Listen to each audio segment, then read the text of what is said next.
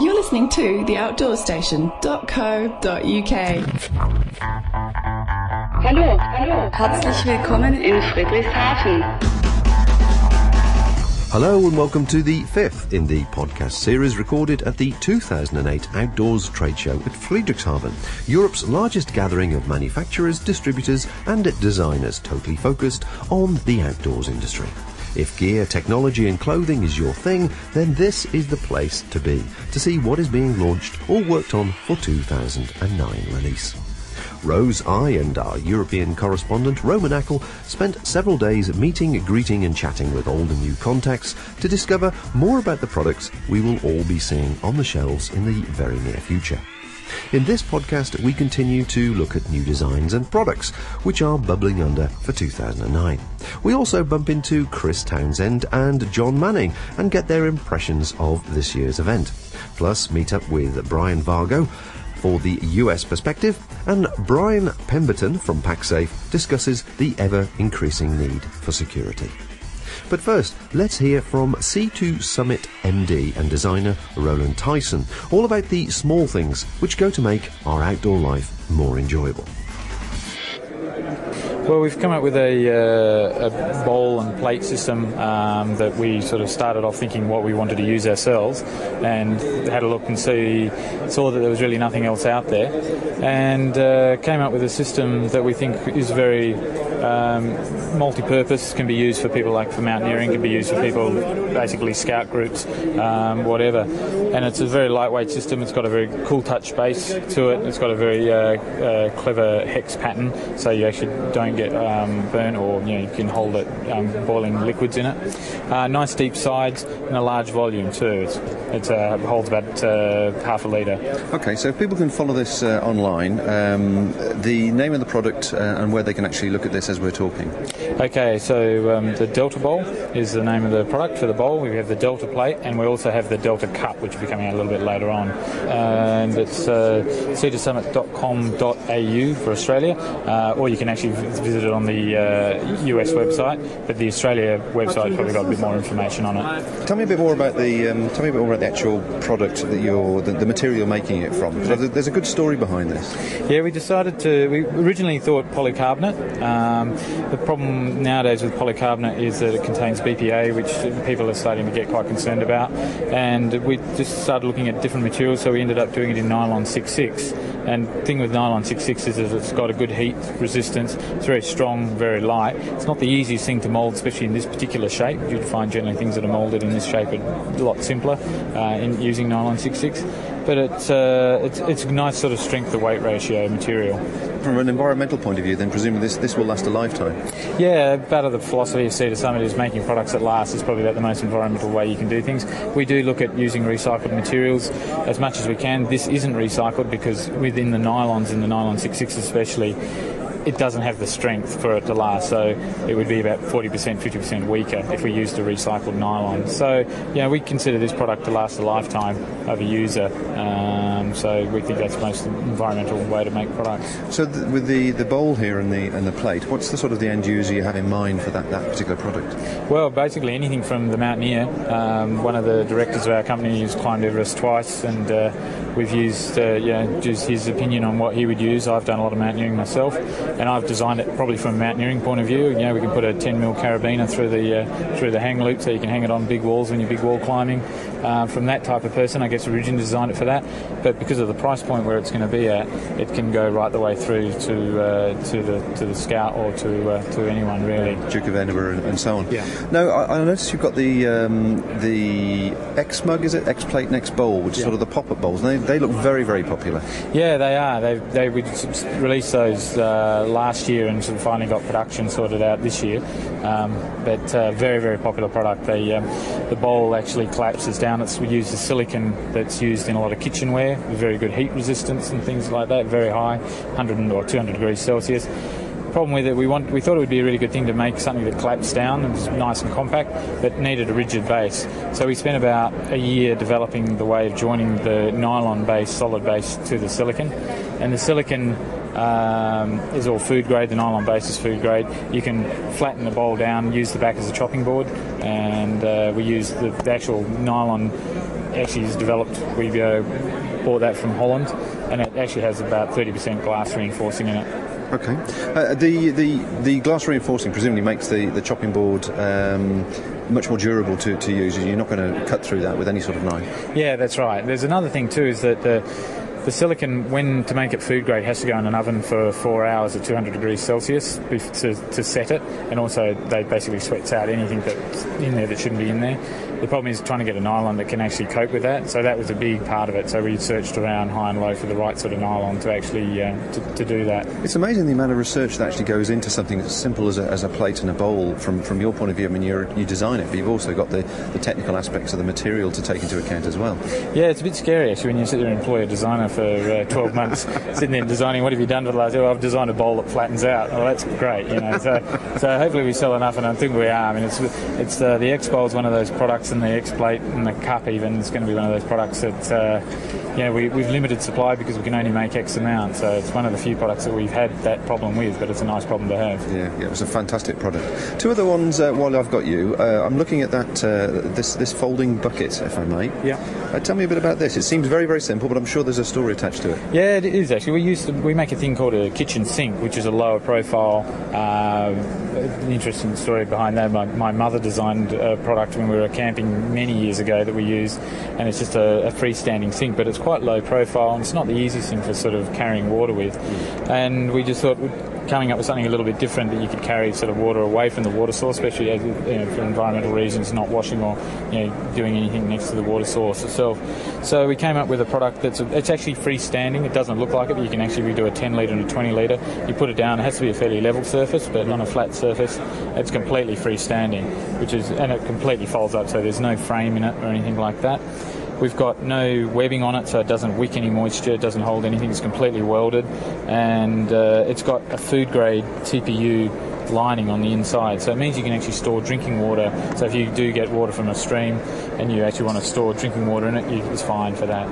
The nice thing is it packs up into, you can put it in your pocket. Well, it obviously crumples right down to next to nothing, and I presume there's the food aspect, there's the drink, there's the washing, there's the shower, and presumably people like paddlers would use it for bailing as well. Yeah, actually even the marine market, a few people said to us that it would work quite well in that area too. So we've only just developed this one, so we'll see how it goes. But sure. We've had a great response at the show on this one. And the final product is what I've seen in some of the magazines just recently, and obviously presumably it's just sort of hitting the shelves, is the iPood, which I think is a rather interesting name. Yeah, it's a clever name. The same designer that made the bowl came up with that name actually. So it's a product that we just thought that would be a product that could nothing else out there. There was a couple of plastic little trowels, and then there was sort of a stainless steel, and we just thought it'd be good to make like a technical little trowel that can be used for all sorts of things, and we made it sort of out of lightweight 7 series aluminium, made it look probably a bit like a snow shovel, but it's got some very high-tech materials in it. It's hard anodized blade, so it doesn't scratch. 7 series aluminium. It's got storage in the handle, so you can put toilet paper or whatever in the end handle. And it weighs probably half the weight of the stainless steel and 10 times stronger than the plastic ones out there. So it's just, again, looking at products that are not out there and thinking there's something that could probably fit into that market that people aren't doing. So yeah, it's a nifty looking little product too. You obviously take great pride in your design work and the production. What sort of guarantee do these sort of products have for people? We have a lifetime guarantee on every product. Obviously, there's general fair wear and tear on products, but generally, we're very good with that type of things. But lifetime, if there's some fault with the product, we'll replace that straight away. But we're lucky. We at Cedar Summit, we're a distributor for a lot of other brands in Australia, and out of all, we do 30 brands in Australia of different products, and Cedar Summit is the lowest return rate that we get out of all our products, which is great. We saw Brian Vargo here at last year's show, and he obviously enjoyed the German beer so much he came back again. As always at Friedrichshafen, it's a nice place to catch up with old friends and colleagues, and certainly one person I've seen here again this year is Brian Vargo. Brian, how you doing? Very good, how are you? Very well, thank you very much. So you've got a whole range of new items here for show, presumably. What sort of feedback are you getting? The feedback has been pretty good so far. Traffic, I think, is a little bit down this year, but people who have stopped by the booth, they've, responded very well to the new products. So I have a whole new line, and it's interesting to get some input, which you have given me as well. So we'll see. I mean, we have a whole new line of dry waterproof products. So it's all brand new, and this is my first time to actually display it anywhere. Well, it's very very colourful and bright. And so you're sort of splitting your activities into two areas now. You've got the titanium, which and the cookers and the pots and so on, which people will know you for. And we'll just talk quickly about a couple of new items there. And then you've got the, what do you call it, the wet gear or dry gear? I call it the Dry Seal series. So it's all waterproof gear, yeah. Okay, well, let's quickly have a quick look at the titanium then. What's new here? Okay, the newest product I have is called a Sierra 750, and basically what I was trying to do was revitalize an old concept, the old Sierra cup, which a lot of people's grandfathers probably used years and years ago, which is actually a really nice design. It's a very utilitarian design in that with the slanted sides, it's easy to clean. It's actually more of like a bowl shape. So the concept with this product is most backpackers don't carry a separate bowl, and most backpackers would eat out of their pot. So this is sort of a combination of a pot and a bowl in one. So it's a 750 milliliter capacity, and it comes with a lid. So obviously you can cook out of it as well. And the lid has the same kind of straining holes.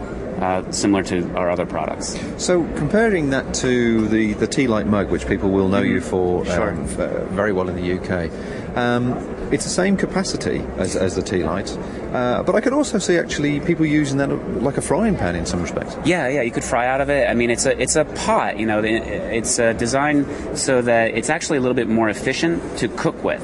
The sort of downside of using the tea light mug to cook out of is it's not, the mug goes up pretty high, and so the food at the top of the mug doesn't get heated as efficiently as it would with the new Sierra 750.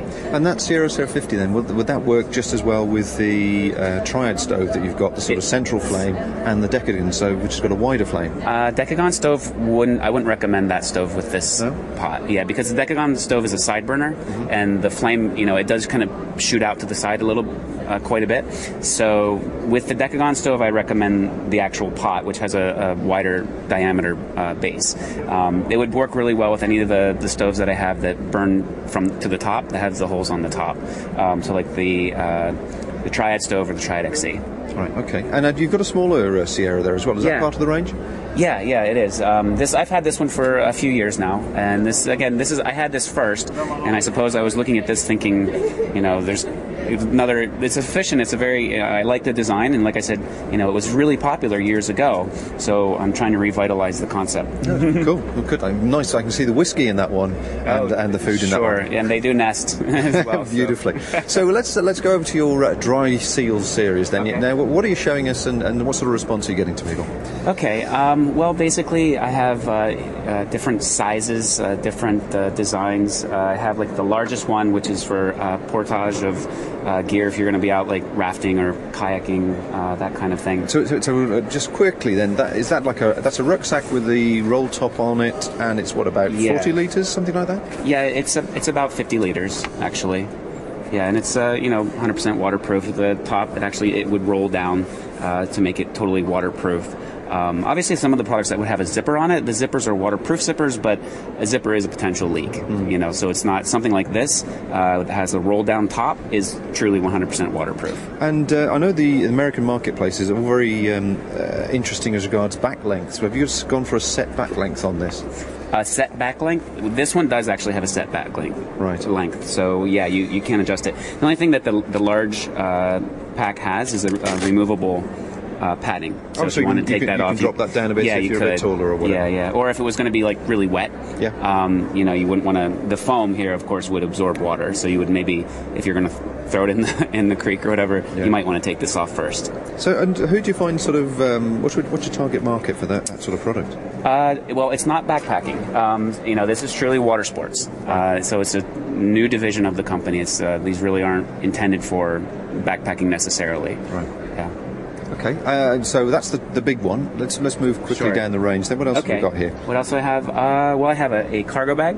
Oh, cool. Pretty standard stuff. I have a travel bag as well. That has the wheels and the handle. I have a hydration pack, which is pretty cool. It comes with the bladder and everything, waterproof zippers, and then I also have like a day pack. I have a waist pack. I know from my own experience, the waterproof bum bag is actually quite a multifunctional tool that has a lot of interest from backpackers, runners, paddlers. I see. Some people use it on the waist as you intend it, but some people just strap it to the canoe. Yeah, you could use it however you want. I mean, anytime that you would need to store like your cell phone, your wallet, anything like that, it's a small dry bag. It's essentially a dry bag with the hip belt attachment, so you could use it in a lot of different ways, running, like you said. And is the hip belt removable if you want to do that? If you pulled really hard, you could. It's but it would be a little bit difficult to. Right. Put it's it in not designed to be. Not necessarily, no. Okay. And then finally, there's very colourful items down here. What are these?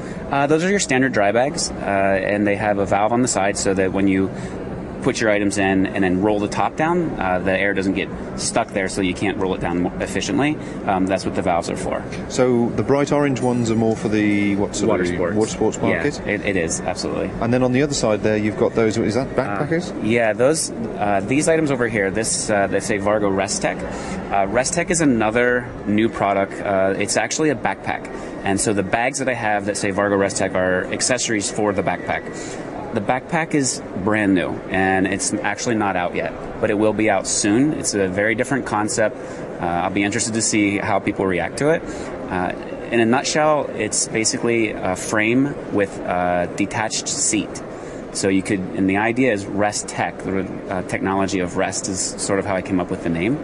And so, you could carry all of your backpacking gear, come to camp, and take the bag out, and then have a camp chair to sit in as well. So it's sort of a combination.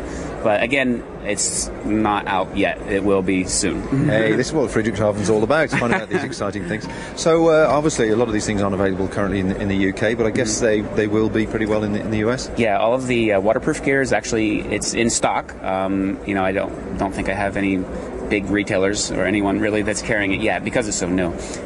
But everything is in stock and ready to go except for the new backpack. And just as an aside, how have you found the UK market over the last year or so? Because the majority of our listeners are obviously based in the UK. Sure. And I'm sure they'd be interested to know how they've helped the company. Well, actually, I sell a lot to the UK, and I'm very, very pleasantly surprised about that. My company, as you know, is still a very small company, and I have a pretty good percentage of sales to the UK. So I'm very thankful for that. Is there anything that's taken you by surprise as a market area? Take me by surprise? Well, I mean, I think there's a lot of crossover between American trends and maybe some trends in the UK, because when I'm here at this show, you don't see nearly as much ultra lightweight gear as you do in America. If you go to the show in America, which is in August, everybody is focused on ultralight, and that is the trend. That's where it's at. Here, I think people are maybe they haven't changed quite as much. You do see ultra lightweight products, but not nearly as much as what you see in the US. So that's But it is a European show, so when it's not just UK influences here. You've got obviously mainland Europe as well, and they've, from my own experience, have found that there isn't that many people promoting ultralight in France and Germany. So a lot of people from there get their products from the UK. Yeah, exactly, and I think that because obviously America and the UK, we both speak English, and so we see a lot of what each other are doing, and so that in turn has, I think, led to sales in the UK that for me was unexpected, and I didn't necessarily plan that. Based on the results then you're getting from the show, even though it's sort of been slightly quieter, presumably the quality of the interest you've had, we'll be seeing you again next year? I plan on it. I hope so.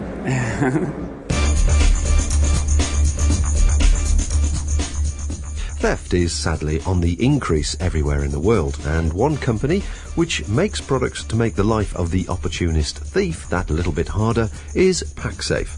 I spoke with Brian Pemberton about some of the newer items relevant to the backpacker. Great. Well, we've got a range of products which feature 4 consistent security features which have been designed to work against theft. The first feature is that all the straps have a stainless steel wire running through them, so they can't be cut by a knife or scissors. The second feature itself is an exo mesh slash guard, which is put into the vulnerable parts of the lower bag, This is to stop against razor blades and slashers' knives. The idea is that most thieves will cut the base of your bag, the items will fall out and they'll collect them without you knowing. Thirdly, you've got the opportunity to unclip one end of the strap. This is useful because you can pass it through the arm of a chair or around a table leg when you're having lunch, and then reattach it. So again, you can't be distracted and the bag removed from behind you without you knowing. And then finally, you've got the tamper-proof zippers. So all the zippers in our bags have clips in various secret locations, which you can then clip closed, and whilst you're carrying your bag either on your hip or behind you, a thief can't get into it without you noticing. Very, very secure design you've got there. What's the target audience? What's the target market you see that buy these products? Well, traditionally we were working towards the more adventure travellers, and that was the original Packsafe product with the net that went over the backpacks. But today we're moving more into general travel. If you look at the European market, people are travelling much more often. The EasyJet and the Ryanairs of this world have made weekend breaks much more popular. And so we've got a whole range of travel bags that carry these 4 security features. And you can even use it when you're on the metro or the tube, on your way to work, etc. So we're looking for more general travel and day-to-day use, just to guard against pickpockets and thieves. And you've obviously got a whole range of bags there for the commercial traveller as well, so laptop bags and so on. That's right. We've just launched a new range of business bags, which are designed specifically for the business traveller. They have an extra locking device, so as well as being able to unclip one end, you can actually secure it with a combination padlock. So that way you're adding extra security and reducing the ability for somebody to remove it quickly. Theft is all about opportunists, really. So business travellers, for example, will put their bag down when they're in a bar or having dinner after work, etc. And that's often the case when people lose their laptops and laptop cases. This way you can secure it to a fixed point, and again, you can get on with whatever you're doing and not worry about your belongings. So moving on to new products for 2009, which will slowly start to come through onto the high street. I see you've got a couple of new items there which are sort of showing prominence. That's right. We've got some simple products as well, because we have a variety of price points. This is a nice one. It's called the wrist safe. It's a very simple pouch that fits around your wrist, funnily enough, and it has a security clip which you click into place. That then allows you to place a phone, some credit cards, keys, etc. on a small pouch which you attach to your wrist. It's great for people who are perhaps going on more extreme adventure holidays, and they're in light clothing. They're in a hot and humid environment, and they don't want to be filling their pockets with wallets and things like that. And then you've also got people who are going for on more sporting activities, cycling, running, etc. So it's just a handy pouch where you don't necessarily have pockets available. So a pouch the right size was to take a phone, keys and a bit of cash without it being something that's really sweaty against the skin is obviously a great use to most outdoor people. That's right, and we've placed a sort of sweat guard on the inside so it makes it comfortable as possible. And of course you put it through the washing machine every now and again to keep it clean. There's also on the inside a waterproof pouch, so any moisture that is coming from either the skin or in rough weather will keep whatever belongings are dry inside. Simple but effective. That's great. Now I see the other product is actually I can visualise straight away the use for this, certainly for gap year travellers or people travelling with perhaps medication or expensive smaller items, jewellery perhaps as well, that require a bag that has the sort of features this has. That's right. We've developed a soap bag, and of course for Packsafe you can't just have a regular regular soap bag. You need something that's going to be able to offer a bit of security. There's a number of different security elements to this. First of all, it's a medium size, so we were hoping that it's suitable for both men and women. There's good organisation and waterproof pouching and so on inside, so it works like any standard soap bag.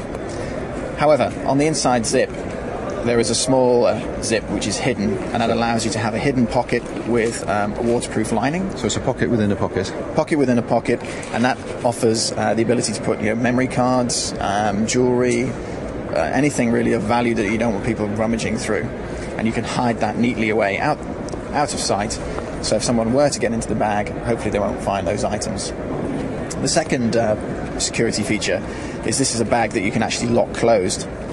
So the zippers come together, and then the bag is provided with a TSA lock, which is great, of course, if you're putting it into your luggage and you're travelling to America. Right. Then you've got a double wire carry handle, which also offers as a hook. You can unclip one end of the carry handle and pass the lock through onto the zippers, and that locks it closed. This way you can secure the bag to the radiator pipe in your room or the pipes underneath the sink in the bathroom. And again, it's keeping your items safe and secure from prying hands. And it's great if you've got medication, for example.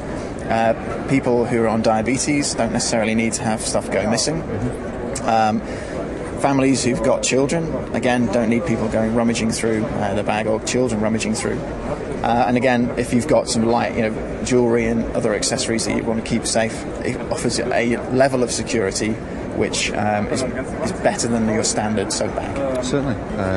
Theft, sadly, is a part of travelling life these days, and you've certainly grown as a company. Have you seen any particular area that's been stronger than others for your sort of products?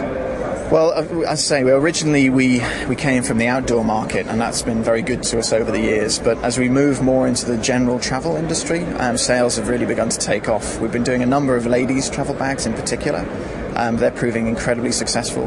A number of accessories, things like camera straps for your SLR cameras, pouches, wallets, things like that. So the smaller items, they're doing very well. And we've got big hopes for the business line as well, because computer theft is a real issue that we're trying to address. So yes, fingers crossed. Packsafe's been doing very well for a number of years, and hopefully it will continue that way.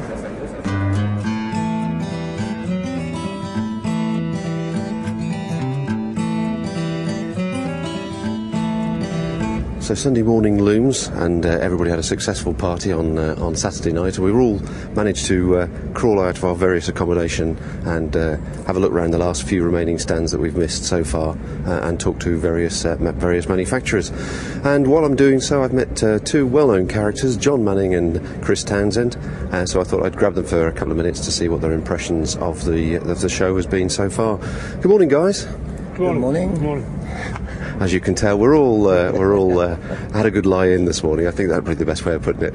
So, what do you think then, Chris? What are your impressions of the show generally? It's interesting. I haven't seen anything, really startling, anything new where you go, wow, that's a great idea. But there's lots of interesting tweaks and developments, and certainly on the lightweight side, there's quite a lot of things. Lighter event jackets, which is nice to see. But mostly it's incremental developments, previous designs. Primus have done more with their heat exchanger stoves, which is nice to see. So there's more choices there.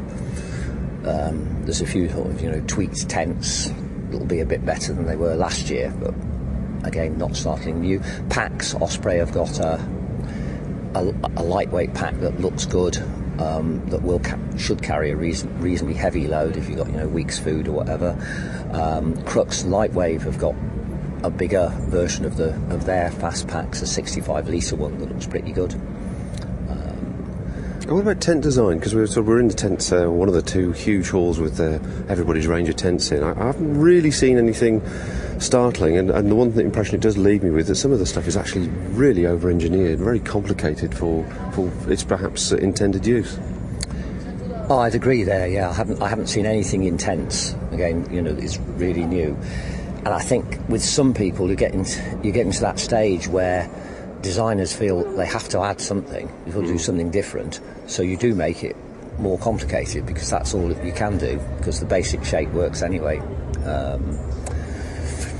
So no, nothing that I've seen yet new intense. The only thing I have seen is there's been a few companies have really started to add tarps to their range as part of a tent extension as opposed to a standalone item. A few standalones, but a lot of it's sort of extension too. Yeah, and one of those Terra Nova are doing a tarp. What's interesting is it comes as a unit with a mesh inner with ground sheet. So most people sell tarps as a separate sheet, but this is a shaped tarp. You can pitch it with trekking poles, and it's got the bug inner already, whereas as normally they're optional extras. How good it is is another matter. From my perspective of liking big tarps, I just looked at it and thought it's not big enough. You can't peg that down to the ground and still be inside it. But other people will like it. Yeah, well, I must admit I agree with you on that one. Also, the actual entrance to the bug section is actually through the end, not through the side, which means you've got to have very narrow shoulders with that pole in the way. John, morning. Morning. It does seem to be a bit of a smaller sort of footfall this year as well.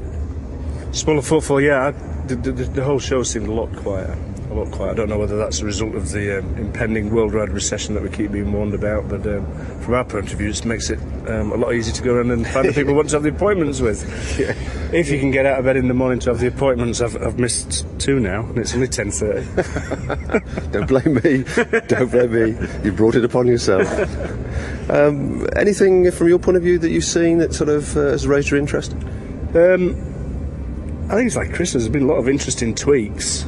I went around Tent City yesterday, and I find the easiest way to look at tents and gauge the suitability for our purpose is not to look at the tent, but the first thing is to look at the stated weight of the thing. And there's so few genuinely lightweight tents that haven't been here before, or are just tweaks of old designs, or blatant rip-offs of somebody else's designs. Certainly notice, I mean, that is a subject matter in itself. There's actually, to my eyes, quite a few duplicates of products on numerous stands. We've seen 1 or 2 instances of blatant plagiarism, and I know that some of these people are going to be talking to somebody else's people this morning, so we better not mention any brand names. But I think that's a real shame. I think it's in recent years there has been a hell of a lot of innovation, and for some of the companies that have seemed very innovative to suddenly go along the plagiarism lines, it's I don't think it's very good for the industry. You know, we're here looking for innovation, not plagiarism. If we want to go and see the plagiarism show, we'll go to a Marillion concert and close our eyes and present its genesis. Well, I'm going to leave you guys to catch up with your appointments. I've got a few myself to do as well. Thanks very much indeed for your time, and I'll catch up with you probably later on in the year somewhere. Enjoy yourself. Great. Yeah, Thank you. Thanks for joining us in this podcast, and thanks also to Roland, Brian, the other Brian, John and Chris for taking a few moments away from their busy schedule at the show. To find out more regarding these products, please click on the links in the show notes on the Outdoor Station. Make sure you also keep an eye out for more podcasts from the show, or subscribe to the RSS feed in iTunes and never miss out. So until next time, folks, take care and enjoy what's left of the British summer. This independent programme is produced and hosted by theoutdoorstation.co.uk.